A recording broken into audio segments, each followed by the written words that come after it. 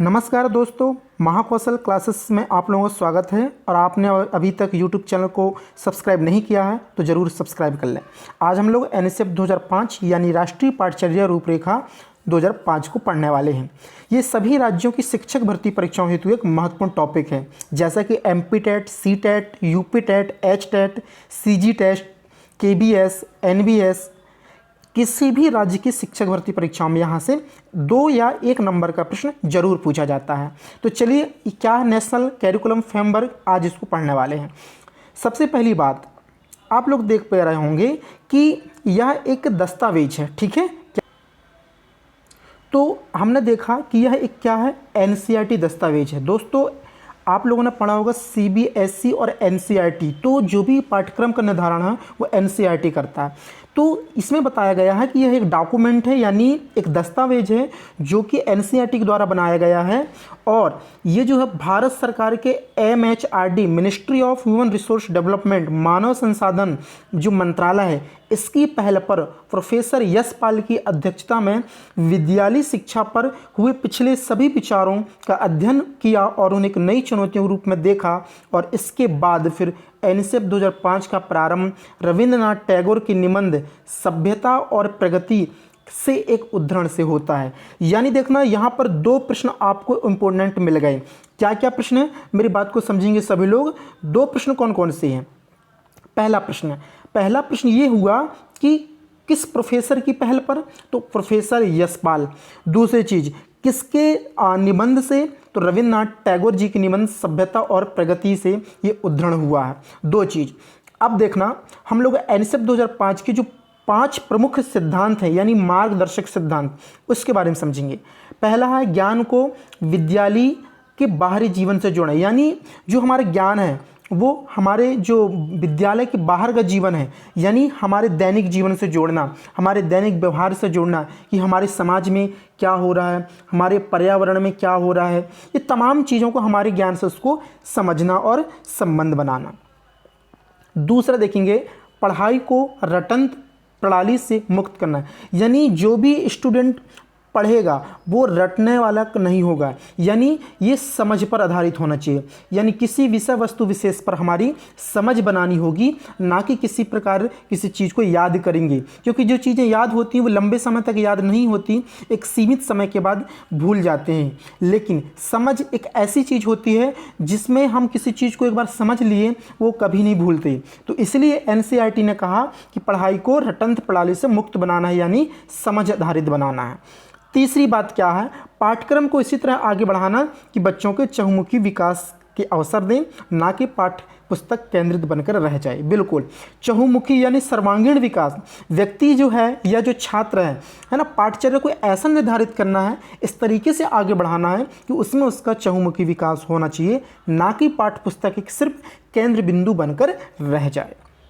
चौथा देखेंगे, चौथा क्या सिद्धांत है, परीक्षा को पहले की तुलना में लचीला बनाना और उसे कक्षी गतिविधियों से जोड़ना, यानी एक्टिविटी, यानी जो एग्जाम होंगे, जो परीक्षाएं होंगी, उसको गतिविधियों से जोड़ना है, एक्टिविटी से जोड़ना है।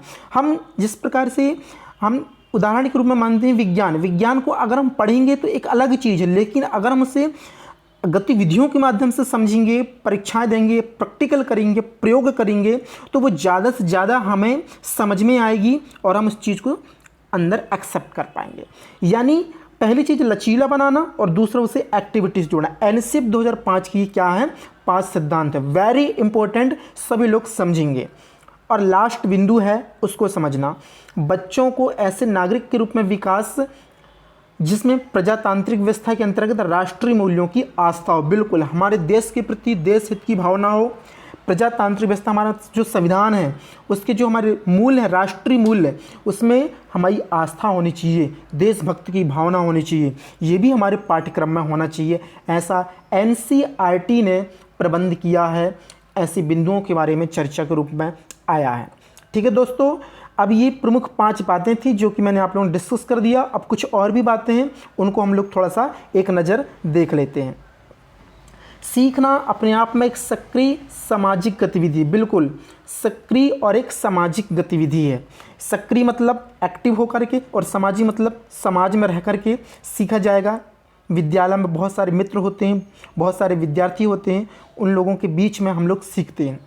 सीखने में विविधता, चुनौतियाँ होना चाहिए ताकि बच्चों को रोचक लगे और व्यस्त रखे। बिल्कुल, हम जो कुछ भी पढ़ें उसमें हमारी रोचकता होना चाहिए, यानी जो हमें रुचिकर लगता है हम उसको ज़्यादा करते हैं। यानी हमारा विषय वस्तु या हमारा सब्जेक्ट भी ऐसा होना चाहिए जिसमें हमें रोचकता बढ़े और हम उसमें व्यस्त रहें। संपूर्ण पाठ्यक्रम की संरचना बालक को केंद्र में रखकर करने की सिफारिश की गई। यानी कहने का मतलब ये है कि जो हमारा पाठ्यक्रम होगा उसका जो मुख्य केंद्र बिंदु विद्यार्थी होगा और उसके आसपास जो भी चीज़ें होंगी, जैसे विद्यालय होगा, शिक्षक होगा, समाज के लोग होंगे, माता पिता होंगे, पुस्तकें होंगी, सारी चीज़ें होंगी, लेकिन सबका केंद्र बिंदु क्या होना चाहिए? विद्यार्थी होना चाहिए। यानी जो कुछ भी पढ़ाया जाएगा वो विद्यार्थी के ही अनुसार पढ़ाया जाएगा। विद्यार्थी को जो मन भाएगा वो चीज़ हमको करना पड़ेगा, ये बताई गई है। अगला है वो देखेंगे नवीन शिक्षण विधि, न्यू मेथड, नवीन शैक्षिक तकनीक। यानी देखेंगे नई शिक्षक तकनीक का मतलब क्या? पीसी यानी कंप्यूटर के द्वारा पढ़ाया जा सकता है, लैपटॉप के द्वारा पढ़ाया जा सकता है, ऑनलाइन क्लासेस, प्रोजेक्टर के माध्यम से वीडियो ऑडियो दिखा करके। यानी शैक्षिक तकनीक का मतलब नई नई चीज़ें हम बच्चों को दिखा सकें ताकि वो जल्दी सीख सकें। नई शिक्षण विधियाँ, खेल खेल में सिखाना, कहानियों के माध्यम से, कविताओं के माध्यम से, तो ये नवीन शिक्षण विधियाँ और शैक्षिक तकनीक के बारे में चर्चा की गई है। आगे देखेंगे पाठ्यक्रम की जो संरचना है, ठीक है, पाठ्यक्रम की संरचना पर्यावरणीय मुद्दों को प्राथमिकता में शामिल किया जाना चाहिए। यानी जो भी पाठ्यक्रम पढ़ाया जाएगा उसमें हमारे इन्वायरमेंट की चर्चा जरूर होना चाहिए, क्योंकि पर्यावरण का हमारी ज़िंदगी में, हमारे जीवन में बहुत ही महत्वपूर्ण स्थान है। क्योंकि हमारे पर्यावरण से ही बहुत कुछ चीज़ें हम सीखते हैं और पर्यावरण ने हमने बहुत कुछ सीखा है, पर्यावरण ने हमको बहुत कुछ दिया है और उसके मुद्दों को या उसके बारे में हमको जानना बेहद ज़रूरी है। हमको उसका संरक्षण करना और उसकी सुरक्षा करना हमारा दायित्व बनता है। आगे देखेंगे शिक्षा सार्थक तभी है जब व्यक्ति को इतना समर्थ बना सके कि वह शांति को जीवन शैली के रूप में चुन सके, लेकिन वह सामाजिक संघर्षों का एक मूक दर्शक बनकर ना रह जाए। तो ये बात भी इम्पोर्टेंट है। अगला बिंदु देखेंगे मोटे पाठ्यक्रम और मोटी किताबें शिक्षा प्रणाली की सफलता का प्रतीक है। ये बात भी क्लियर है, बिल्कुल सही है, ये चीज़ें भी होना जरूरी है। अगला बिंदु शिक्षण सूत्रों जैसे ज्ञात अज्ञात की ओर, मूर्त से अमूर्त की ओर आदि का अधिकतम प्रयोग होना चाहिए।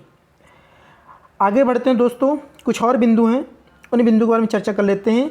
मूल्यों को उपदेश देकर नहीं वातावरण में स्थापित किया जाना चाहिए, ये भी बिल्कुल सही बात है। इसके बाद सह शैक्षिक गतिविधियों में बच्चों के अभिभावकों को जोड़ना चाहिए, इसीलिए पालक शिक्षक संघ समिति का गठन किया जाता है कि ताकि विद्यार्थियों के परिणाम यानी जो शैक्षिक परिणाम उससे अभिभावकों को अवगत कराया जाए और उसके बाद उपचारात्मक या अभिभावकों के द्वारा उसमें कुछ सुधारात्मक कदम उठाए जाते हैं। विद्यालय में किसी प्रकार का शारीरिक दंड को रोकने की सख्त ज़रूरत है।